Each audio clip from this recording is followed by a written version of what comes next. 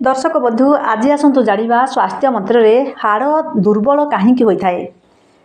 आंठू गंठी फुलुले आम साधारणतः pain killer खाई था जंत्रणा तो भल हो जाए था किंतु परवर्ती समय यह हाड़ को अधिक क्षति करें। प्रायतः आम बाहर एसिडिक खाद्य खाई था से आम शरीर में एसिडिक मात्रा अधिक होता है। शरीर ताकू ठीक करने हाड़ू कैल्शियम व्यवहार करें।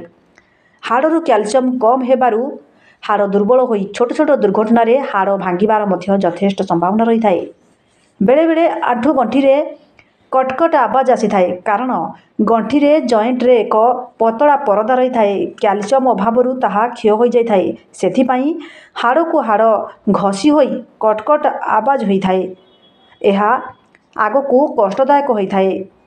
तेणु जो मानकर यही सबू लक्षण देखा देउछि तुरंत डॉक्टर को देखाई चिकित्सा कराई नियंतु।